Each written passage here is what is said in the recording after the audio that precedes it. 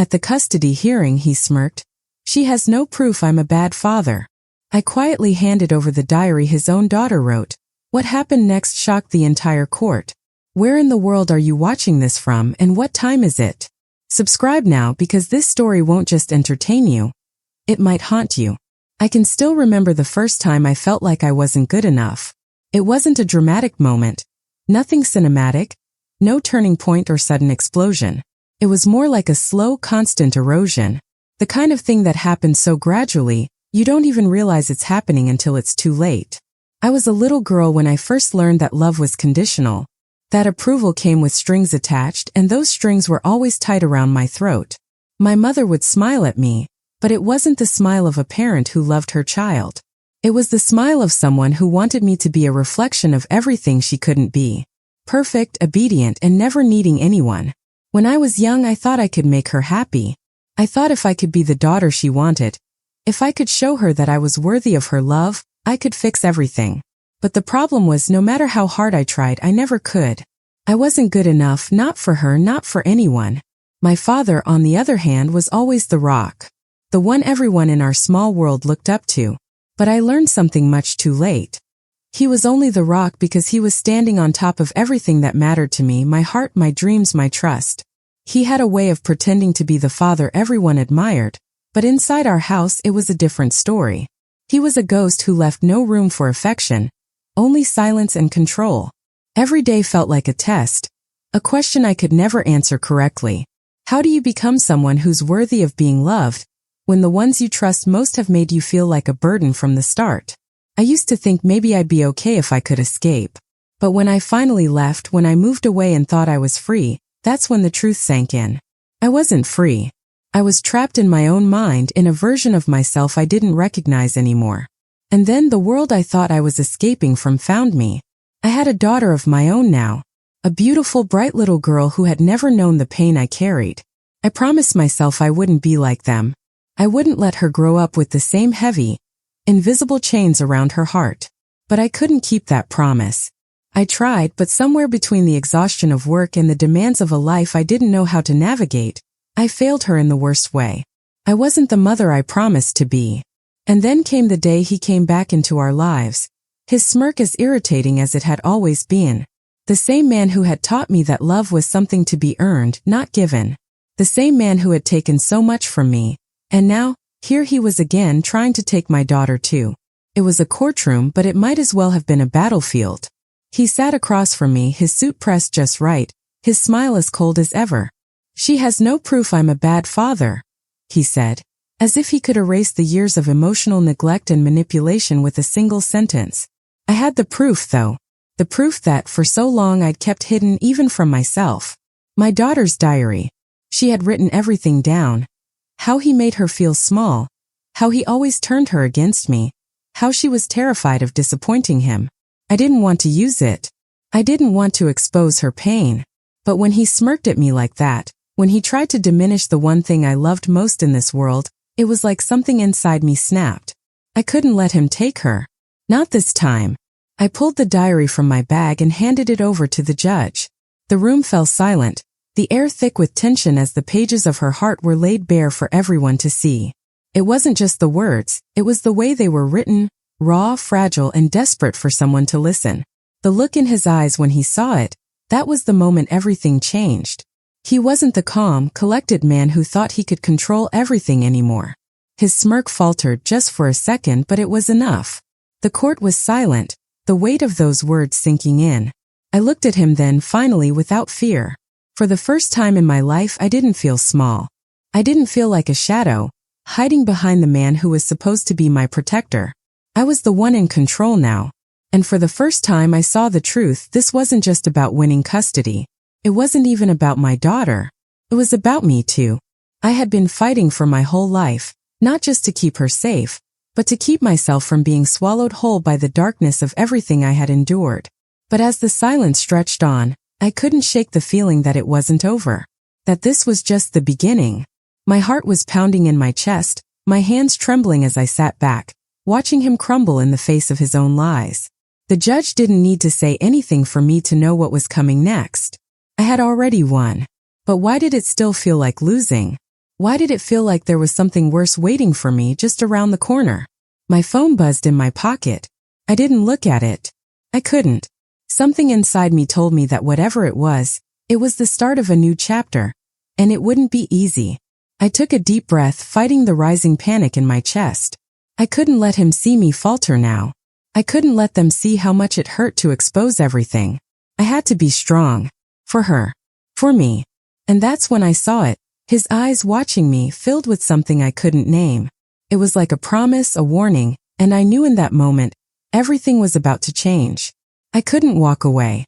Not yet. And I wouldn't. This wasn't the end. It was just the beginning. The courtroom was still in my head long after it ended. I couldn't shake the feeling of his eyes on me, that smug certainty, like he had been playing a game and I had no idea what the rules were. For a moment it felt like victory. But as the hours stretched on, the victory started to feel hollow. Like it was something I was never meant to have. I had walked out of there, the crowd in the court slowly dissipating, but I felt like I was suffocating. His words echoed, haunting me. She has no proof I'm a bad father. It wasn't the words that hurt. It was the way they had rolled off his tongue. The casual dismissal of everything we'd been through. Of everything I had fought for. My phone buzzed again, and for a split second I thought about ignoring it. But then I remembered. I had to face it. The reality that even after all this, there was more to this fight than just winning the custody of my daughter. There was a war being waged within my own mind. I walked outside, breathing in the cold air like it might cleanse the turmoil in my chest. My phone was from an unknown number, but something told me it was important. I answered, my voice shaky. Hello. The voice on the other end was unfamiliar but strangely familiar at the same time. You don't know me, but I know you. I've been watching you for years. My blood ran cold. I didn't recognize the voice. I barely even registered what they were saying. I need to tell you something. About your father. About what happened all those years ago. I felt my heart drop to my stomach. No, not him. Not now. My father. The man who had been nothing but a shadow in my life. Yet somehow his absence had shaped everything. The man who was never there when I needed him, but always there when I didn't. The one who could slip in and out of my world with nothing more than a cold glance and a sarcastic remark. But why was this person bringing him up now? And why had they waited all these years? What happened all those years ago? I asked, voice barely a whisper. The other end of the line went silent for a beat before they spoke again, their tone slow, calculated. I'm not going to lie to you. There's a lot you don't know. About your mother. About your father. About the lies they've told you. My stomach twisted. The lies they've told me?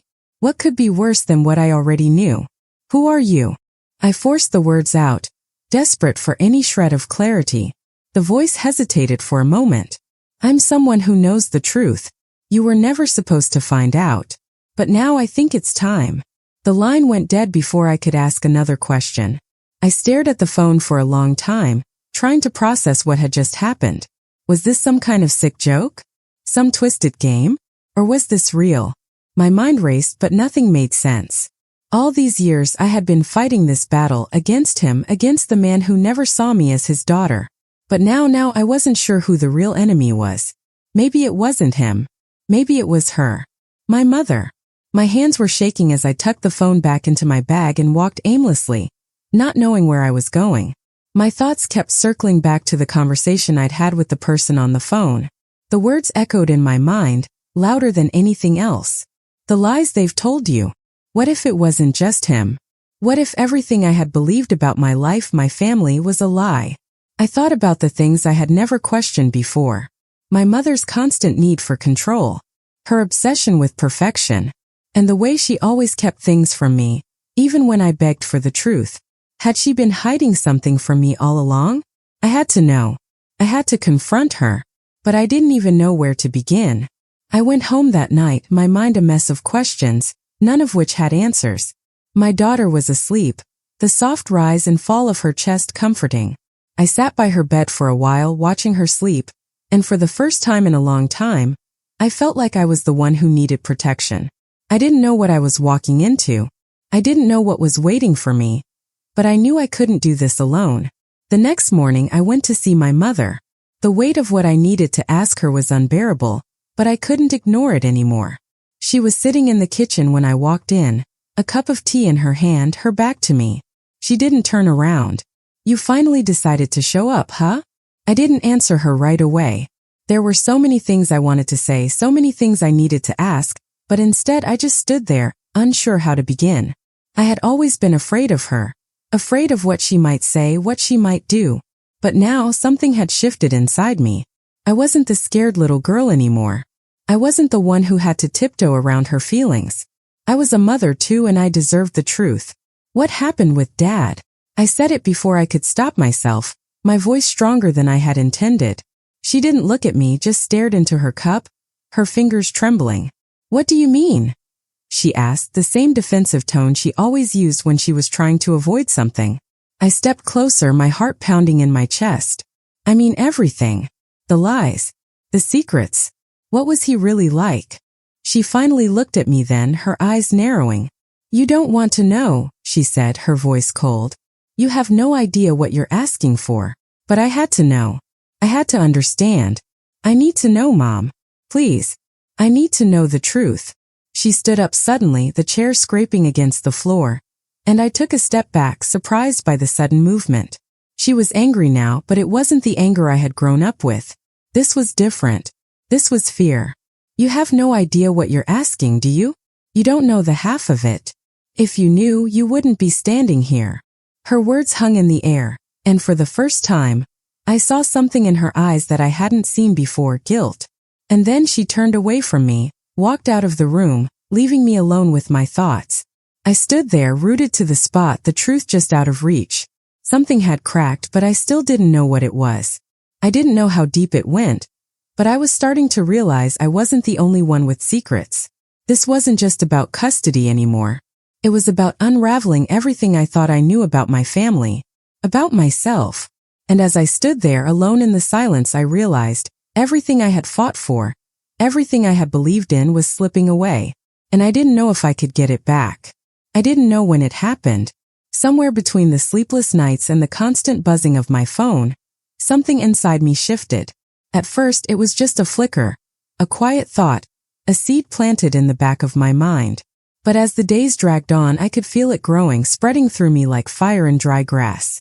The pain, the doubt, the confusion, they were still there, but now they felt like old wounds. Scars that hadn't healed but had somehow hardened me. I wasn't sure when I stopped being afraid. Maybe it was when I walked away from my mother that day, her voice still echoing in my ears, her face twisted with something I couldn't name.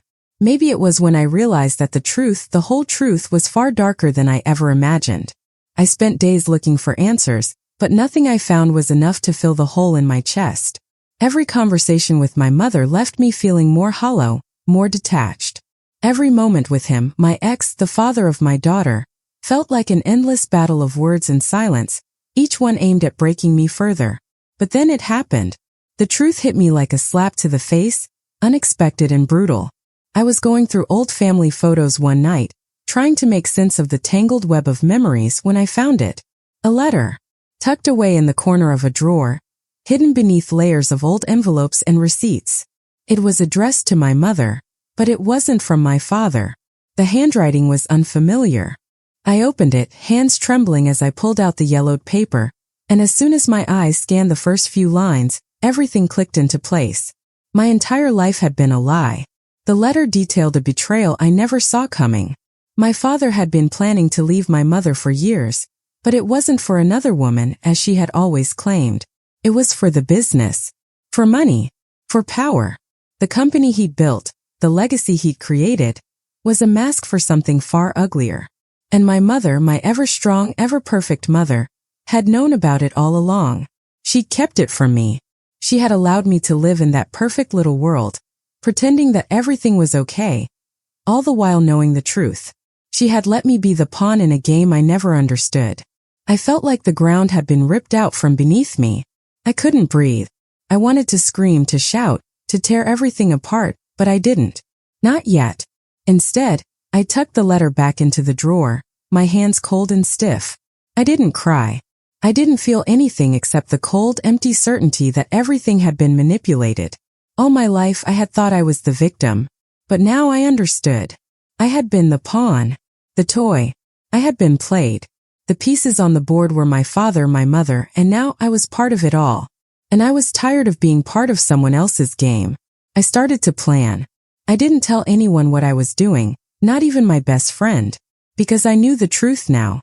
People weren't who they seemed. Everyone had a mask they wore. And I would wear mine too for a while until the time was right. The first step was cutting off the ties. I started pulling away from my ex. I stopped fighting for custody. I didn't even care anymore. What was the point? I had everything I needed to take him down, to make him feel what I had felt. His smirk in the courtroom? It wouldn't last. The second step was working the angles. I dug into my mother's business dealings. The charity she ran, the so-called help she gave to children. It was all a front. I didn't need to know everything. I just needed enough. Enough to pull the rug out from under her. But what I didn't expect was the way she'd start to withdraw, start to make mistakes. It was like she knew something was coming. And maybe she did. Maybe she could sense the change in me, the shift in my attitude. She called me one evening, her voice tight with worry. "Are you okay?" she asked. "You've been distant lately." I almost laughed. Distant? I had spent my entire life distant from everything that mattered. But not anymore. "I'm fine, Mom. Just tired." It was the lie I told myself every day. I couldn't tell her the truth. I couldn't tell her that I knew about the letter, about the game she'd been playing, that I had seen her true face, hidden beneath the perfect mask she wore for the world. The next few days were a blur of cold planning, subtle movements. I started reaching out to people in my father's business, making quiet inquiries. I knew how to play the game now. I knew how to manipulate, how to make people talk. He had created this empire. But it wasn't built on hard work or dedication. It was built on lies, on manipulation, on backs turned and deals made in the dark. The cracks were there. I just had to find them. I was moving in silence, working my way into the heart of their world. But as I got closer, something inside me began to twist. I didn't know if I was doing this for justice or for revenge. I didn't know if I cared anymore. All I knew was that it felt right. That it felt like I had finally taken control. I hadn't told anyone about the plan. No one except my closest friend, who had been by my side since everything started to fall apart. But even she was starting to feel distant, like she was seeing a side of me that scared her. One night she called, her voice trembling. "I don't know if I can be part of this anymore. You're changing. I can't." She didn't finish the sentence, but I heard the fear in her voice. She was afraid of me, of what I was becoming. And maybe she was right to be. But I couldn't stop now. I wouldn't stop. I couldn't go back to being the woman I was before. The one who stood quietly in the corner, watching everything fall apart. The one who let others control her life. That woman was gone. And then it happened. The moment everything changed. My ex came by unexpectedly, the same smug expression on his face that had haunted me during the hearing. But this time it wasn't a courtroom. It was just the two of us face to face, and I could feel the shift in the air. "I know what you're doing," he said, his voice low and threatening. "You think you can just take everything from me? You think I'm going to let you destroy me?" I didn't say a word. I didn't have to, because for the first time I saw the fear in his eyes. He wasn't in control anymore. I was. He reached out like he was going to grab me, but I stepped back, my hand cold around the edge of the kitchen counter. And that's when I stopped being afraid. That was the moment I knew I had crossed the line. That I had made the decision. I wasn't going to fight for my daughter anymore. I wasn't going to beg for forgiveness. I wasn't going to play the victim. No, this was my war now. And they had no idea what was coming. I thought I had it all figured out. I thought the pieces would fall into place, that the end would come with a sense of closure, maybe even triumph. But that's not how life works, is it? You think you're in control, think you've planned every last detail, and then, in the blink of an eye, something shifts and everything you thought you knew crumbles. It was supposed to be simple. My ex, my mother, the betrayal, the lies, I thought I could take it all down, destroy their carefully constructed world, expose them for who they truly were. I had become the woman I needed to be. The woman who wasn't afraid. The woman who didn't flinch in the face of their cruelty. But even in the silence of planning, I could feel it, the crackling tension, the sense that something wasn't right. I wasn't sure what it was, but I kept going because what else was there? There had to be something beyond this. There had to be justice. The plan unfolded perfectly, at least I thought it did. I watched the pieces move, the subtle manipulations, the quiet betrayals, the way I'd turned their own schemes back on them. I had my revenge piece by piece. But the final blow, it came from a place I never expected. It wasn't my ex who tried to stop me. It wasn't my father or even my mother, who had failed me in ways I couldn't even begin to unpack. No, it was someone else. Someone who had been watching me all along. Someone who I thought was on my side. My best friend. The one I had confided in. The one who had told me that I was changing, that I was becoming someone she didn't recognize.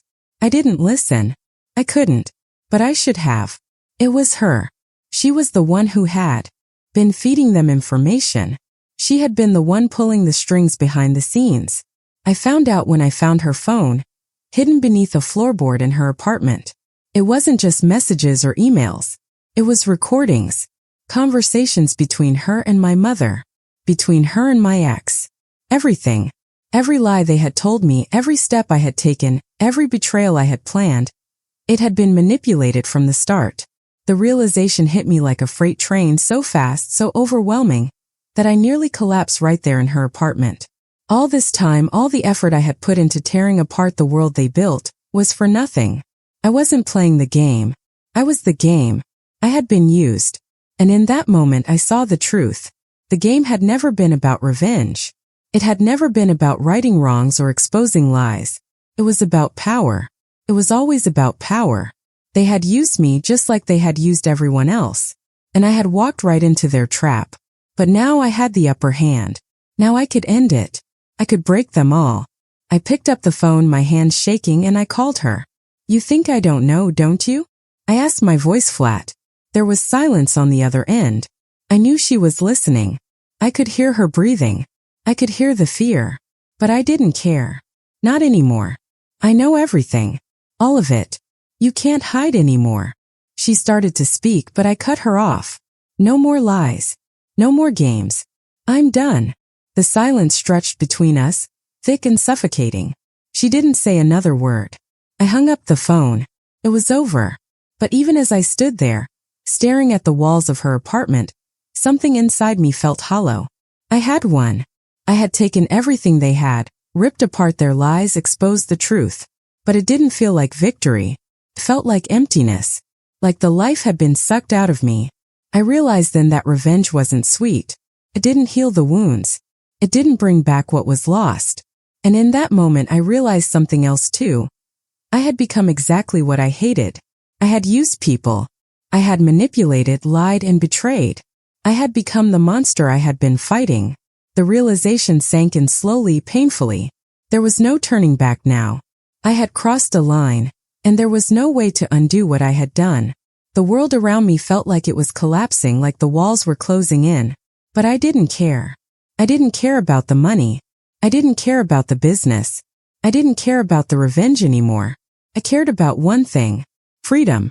The freedom to leave all of it behind. To walk away and never look back. I packed a bag, threw on a coat, and stepped out into the cold night air. I didn't know where I was going. I didn't care. But I needed to be away from it all, away from the lies, the betrayal, the constant war. I just needed silence. I walked for hours, the city streets empty and silent, the cold biting into my skin.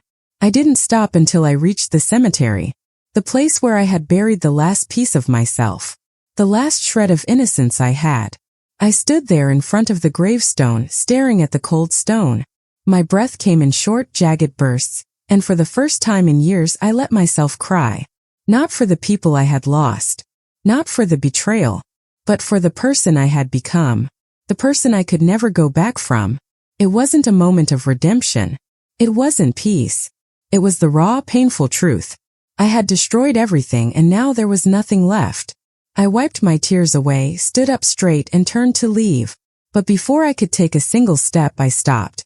There on the ground was a letter, just like the one I had found in my mother's drawer. Hidden beneath the floor, a letter. I didn't open it. I didn't need to. I knew what it was. It was the final piece. The one thing I had missed. And in that moment, everything clicked into place.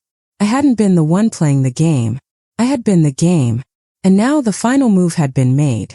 As I walked away from the cemetery, the wind carrying my past behind me, I realized something. All the pain, all the suffering, all the betrayal. It hadn't been for nothing. It had all been a lesson I would never forget. And if you stayed this long, you already know this wasn't just a story. This was a warning. Subscribe. And remember me.